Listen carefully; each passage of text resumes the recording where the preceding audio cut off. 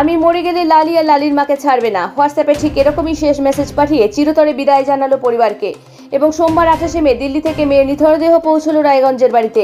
পরিবার সূত্রে জানা যায়, 2.5 বছর আগে সুরজ দাসের সাথে বিয়ে হয় রায়গঞ্জের দীপাঞ্জলি সরকারের এবং পাত্রের পরিবার দিল্লিতে থাকতো।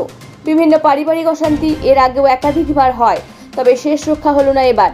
মৃত্যুর আগে দীপাঞ্জলি তার ননদ লালি ও শাশুড়ির নামে হোয়াটসঅ্যাপ মেসেজ করে পরিবারকে জানায় যে তার কিছু হলে ননদ ও শাশুড়িকে যেন ছাড়া না হয়, এবং সেই রাতেই পরিবারের লোক তার মৃত্যু সংবাদ পায়। সুরজের পরিবার থেকে দীপাঞ্জলির মৃত্যুকে সুইসাইড বলে ব্যাখ্যা করছে, উল্টোদিকে মেয়ের পরিবার এই ঘটনাকে পরিকল্পিত খুন বলেও অভিযোগ করেন। এইরকম মর্মান্তিক ঘটনায় শোকের ছায়া এলাকা জুড়ে। আমরা দীপাঞ্জলির পরিবারের সাথে কথা বলেছি, কি বলছে তার মা, দিদি ও কাকিমা, রইল বিস্তারিত প্রতিবেদন। আপনার নাম কি হয়েছে? ঘটনা কি হয়েছে বলতে পারছি না। দুপুরবেলা মেয়ে আমার ভালো মানুষ কথা বললো, তারপরে রাত্রি 11:30টার দিকে একটা মেসেজ আসে। সেই মেসেজটার বাবার মোবাইলে আসে, বাবা আমাকে পড়ে শোনালো। সঙ্গে সঙ্গে আমি মেয়েকে ফোন করি। মেয়ের একটা রিমোতেই মেয়ে ধরলো, ধরে বালি বললো, লালিকে লালির মাকে শাস্তি দিবা তোমরা, এটুকু বললে ছেড়ে দিল। আগে একটু টুকটাক অশান্তি হলো, মায়েরা যেটা বলে সংসার করার জন্য সেটাই, কিন্তু এবার যে কি হলো বুঝতেই পারলাম না।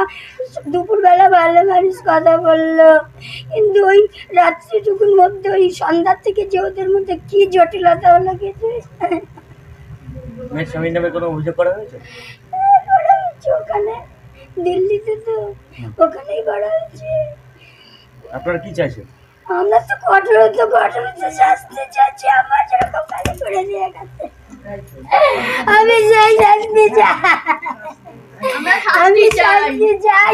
ওই মেয়ে আরো শান্তি পেতাম গো। আমার নিষ্পাপ মেয়ে, এই পড়ার সবাই জানে আমার মেয়ে কেমন গো। আমি কেন আমার নিষ্পাপ মেয়ে শেষ করে দিয়ে গেল 2 বছর। আপনার নাম? দীপান্বিতা সরকার। আপনি মেয়ের সম্পর্কে কি হয়? দিদি হই, বড় দিদি হই। কি হয়েছে? হ্যাঁ, কি হয়েছে?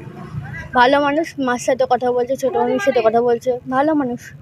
সন্ধ্যা থেকে কোনো খোঁজ খবর পাইনি আমরাও। তারপরে 11:30টার দিকে আমার বাবার কাছে মেসেজ আসে। তারপরে মা কল করছিল আমার বোনকে, একবারই কল করছিল, বলছিল লালিকে শাশুড়িকে ছাড়া হবে না, ওরই শাস্তি দিও, আমি যদি মরে যাই ওরা শাস্তি যেন পায়। শ্বশুরবাড়ির লোকের সাথে যোগাযোগ করা হয়েছে? হ্যাঁ, তারপর অনেকবার যোগাযোগ করা হয়েছিল, ওরা কোনো কল রিসিভ করেনি। ওরা কি পলাতক সবাই? অপরাধ অ্যারেস্ট হয়েছে, সুরজ হয়েছে। আমি ওর শাস্তি চাই, যাবজ্জীবন কারাদণ্ড চাই। আমি ওদের 4 জনের ফাঁসি চাই, যারা আমার বোনকে টর্চার করছে দিনের পর দিন, তারাদের শাস্তি চাই আমি। ছোট ননদটা বেশ, আমার বোনের খুব টর্চার খুব পড়ছে। আমার বোন নিয়ে গেছে, আমাদের নিয়ে গেছে, ওর আমি শাস্তি চাই। আমার বোন ভালো না। আপনার নাম? আমার নাম রূপা সরকার। আপনি মেয়ের কে হন? আমি কাকিমা হই মেয়ের। কি হয়েছিল? ওর তো 2.5 বছর হলো বিয়ে হয়েছে। বিয়ের পর থেকেই টুকটাক অশান্তি বাড়িতে হতোই। তো শুক্রবার রাতে সারাদিনই মানে কথা হয়েছিল, দুপুরে ওর মার সাথে বাবার সাথে কথা হয়েছিল। রাত্রি 11:30 নাগাদ একটা মেসেজ এসছে, মেসেজে লিখেছে আমার শাশুড়ি ননদকে তোমরা ছাড়বা না। তারপরে তো ফোন করেছে, ফোন করেও এই কথাই বলেছে।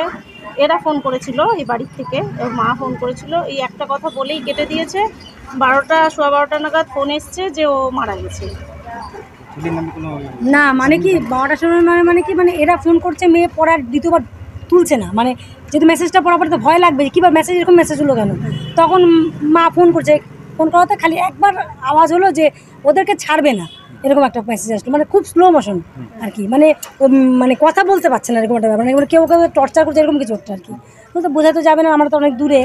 তারপরে পরে এবার রিং করে যাচ্ছে মেসেজ, কেউ মানে ফোন করে যাচ্ছে, কেউ তোলে না। তারপরে আবার পরে ফোন করছে, মনে পরে শাশুড়িকে ফোন করেছে, শাশুড়ি বলে আমি এখানে নেই। অত রাত্রে 12টার সময় লোকে কোথায় থাকে, মেয়ে ছেলে মানুষ, বলে আমি হচ্ছে আনন্দ বিহার না কি বলে যাই মেট্রো বিহার যাই হোক, নাম জানি না অত, ওইরকম জায়গায় বলে আছে। 12টার সময় কোন মেয়ে ছেলে ওখানে যাইতে পড়ে থাকে? আপনারা কি চাইছেন এখন? কি যাচ্ছি ওর যাচ্ছি, ওদের প্রত্যেকে শাস্তি চাই বলে। বিবাহিত যে ননদ আছে ও ওই পাশাপাশি বাড়ি, ও প্রতিনিয়ত জ্বালায়, প্রতিনিয়ত বিবাহিত ননদ আছে একজন, যে অভিযুক্ত তার নাম যে লালি, মানে লালি বলে জানি, লালি আর ননদ আর কি, ছোট ননদ। আর সুরজ, আর শাশুড়ির নামটা আমি টাইটেল হচ্ছে দাস। দাস আর পূজা, বড় ননদের নাম পূজা, সে হচ্ছে বিয়ে হয়েছে কিন্তু খালি বিয়েই হয়েছে, থাকে এখানে, মানে পারলে মানে কি বলবো আর এখন মানে উল্লেখ করবো। সুরজ দাস, ওই মানে সবাইকে শাস্তি দিলে মানে আমাদের খুবই খুশি আর কি।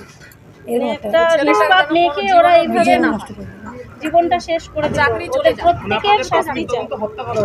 হ্যাঁ, হত্যা করা হয়েছে, কিন্তু ওরা বলছে যে এটা হচ্ছে সুইসাইড। যেহেতু আমরা এত দূরে বাড়ি, আমরা তো দেখতে পাচ্ছি না, ওরা যা বলেছে পোস্টমর্টম দিল্লিতেই হয়েছে, বলছে সুইসাইড করেছে। তো যেহেতু ওদের না ওখানেই আছে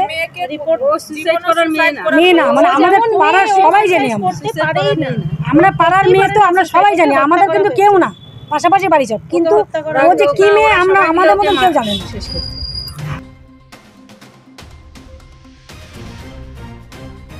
রায়গঞ্জ থেকে কুণাল গোস্বামীর রিপোর্ট, খাস খবর 8।